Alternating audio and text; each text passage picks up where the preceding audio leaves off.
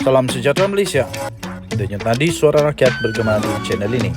Terima kasih kerana bersama-sama di channel ini untuk mendapatkan berita-berita terkini. Bagi anda yang baru, jangan lupa tekan butang subscribe, like dan share. Malaysia kita punya, kita jaga sama-sama. Salam sejahtera Malaysia. Menjadi satu keheranan kepada seluruh rakyat Malaysia, Perikatan Nasional menjadi bisu. Menjadi bisu, menjadi tak ada lidah, menjadi tak berani cakap pun. Siapa Mahathir bagi Perikatan Nasional ni sebenarnya sampai mereka tak berani untuk cakap apa-apa kah, tegur Mahathir kah? Diam saja membisu 1000 kata. Perikatan Nasional macam biasa terus membisu dengan kenyataan resis Mahathir. Tak ada cakap apa-apa pun.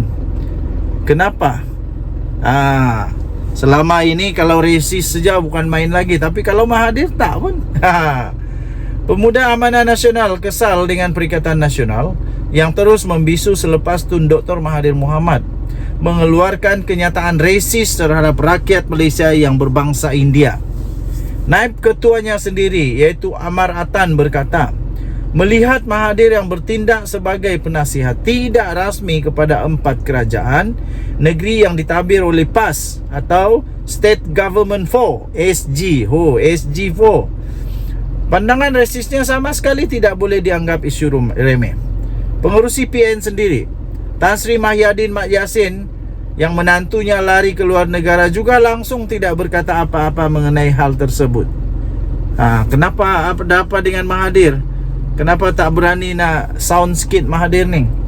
Mahathir telah mengeluarkan kenyataan yang cukup presis yang membuatkan dia lebih daripada 30, 40, 50 laporan polis telah dibuat kerana kenyataan resis itu.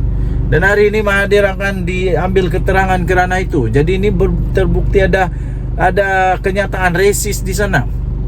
Kenapa PN diam-diam saja? Tak berani cakap pula. Syukurlah Mahathir yang cakap. Cuba kalau Anwar yang cakap memang habis. Apabila kenyataan Mahathir tidak disanggah oleh PN, maka jelaslah siapa yang mahu memporak-porandakan keamanan dan perpaduan negara ini.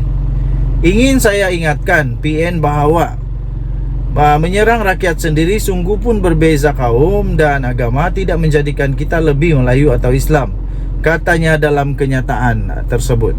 Sebelum ini Mahathir dilaporkan mendakwa, mengatakan masyarakat India di Malaysia masih tidak setia sepenuhnya kepada negara ini kerana terikat dengan negara asal mereka. Pandangan itu disuarakan beliau dalam satu temu bual secara eksklusif dalam talian dengan saluran TV satelit India. Dari India ni, berani juga dia, iaitu Tanti TV. Berikutan itu Amar mendesak supaya Dr. Mahathir disiasat di bawah undang-undang jenayah. Berikutan kenyataannya di media asing yang mendakwa rakyat Malaysia berbangsa India tidak setia sepenuhnya kepada Malaysia. Beraninya Mahathir beritahu pula itu kepada media luar. Tak malu kah Mahathir ni? Terdahulu media melaporkan polis merakam keterangan Mahathir di Yayasan Kepimpinan Perdana YKP jam 11 pagi tadi. Lapor daripada Malaysia Gazette memetik sumber, sesi itu dibuat berhubung kenyataan Mahathir bahawa masyarakat India masih tidak setia sepenuhnya kepada negara Malaysia. Sampai hati Mahathir cakap begitu kepada negara Malaysia, kepada penduduk negara Malaysia sendiri. Apa masalah Mahathir ni? Bukankah dulu dia dapat sokongan dari masyarakat India juga? Sekarang dandan ni juga dia cakap macam begitu. Rasanya Mahathir sudah terlalu tua kot. Dia sudah terlalu tua. Jadi susah membuat pertimbangan, cakap saja sembarangan cakap. Mungkin saja. Harap-harap tidaklah. Denyut nadi suara rakyat bergema di channel ini. Bye-bye. Salam sejahtera Malaysia. Denyut nadi suara rakyat bergema di channel ini. Tuan-tuan dan puan-puan yang dihormati sekalian, pendakwaan terhadap isteri Tun Mahathir, isteri Tun Daim Zainuddin, ini adalah satu peringatan kepada anak-anak Tun Mahathir. Ini adalah peringatan kepada anak Tun Mahathir. Isteri Tun Daim Zainuddin, Naimah Khalid, didakwa di Mahkamah Session Kuala Lumpur pada hari ini di atas tuduhan gagal mematuhi notis SPRM untuk mengisytiharkan aset-aset yang dimilikinya. Beliau didakwa mengikut Seksyen 36(2) Akta SPRM 2009 dan beliau boleh dipenjara sehingga 5 tahun dan juga boleh didenda sehingga RM100,000 jika beliau didapati bersalah. Apalah sangat 100 juta tu, 100 ribu ringgit tu. Apalah sangat, tapi yang ditakuti itu yang penjara 5 tahun tu. Beliau didakwa melakukan kesalahan itu kerana beliau dengan sengaja, dengan telah memberi akuan bertulis bersumpah yang tidak mematuhi notis SPRM di bawah Seksyen 36(1) Akta SPRM.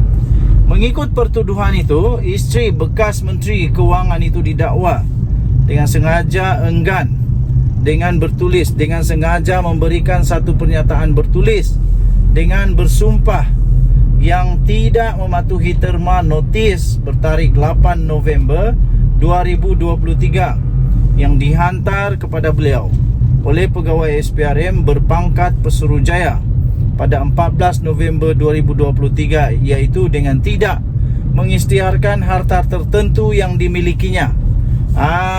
Nak cuba sorok kah? Sekarang kantoilah.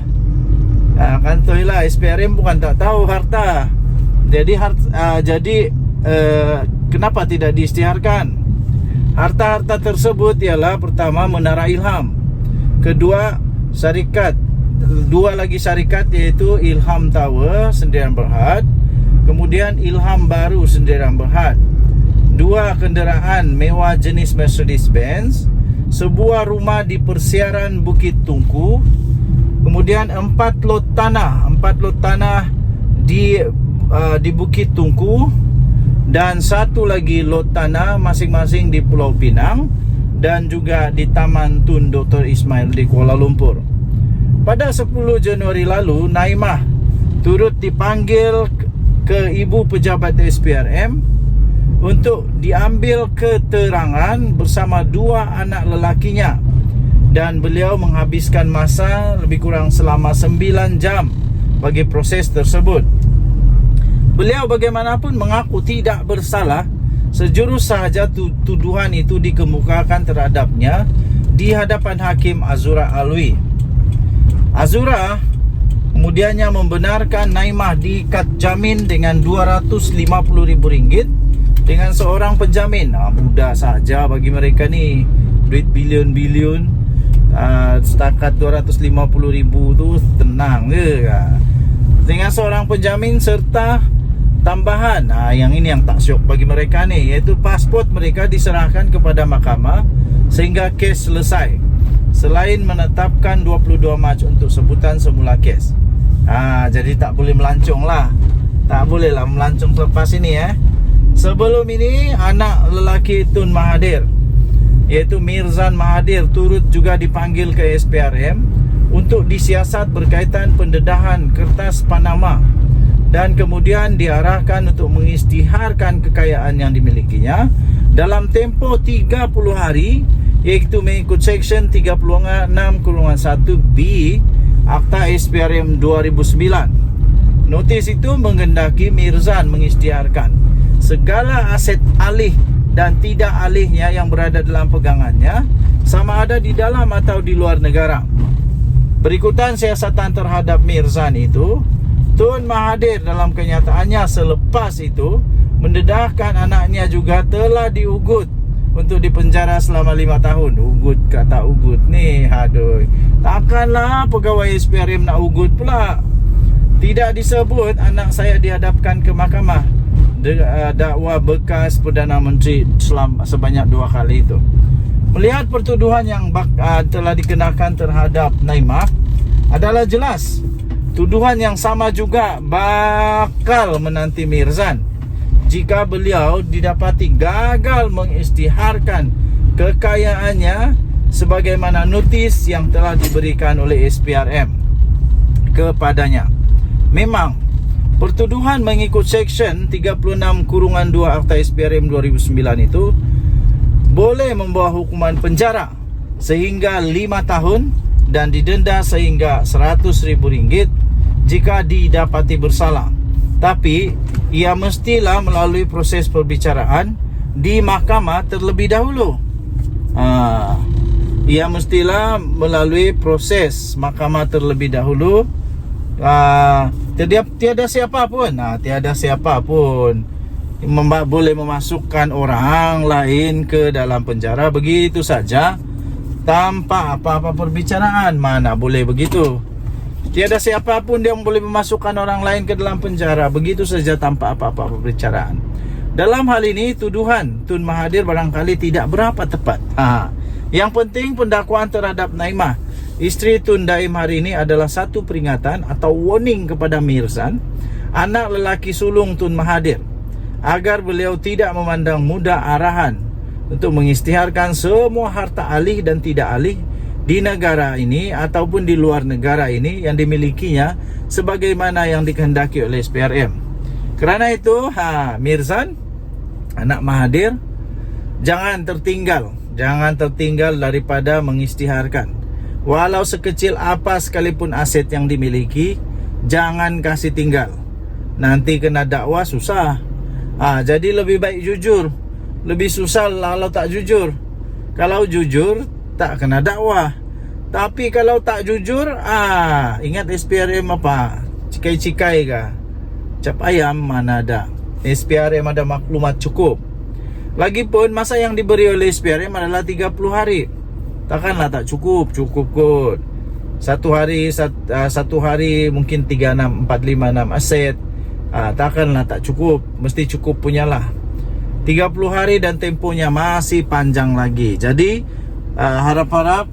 kita berharap semoga anak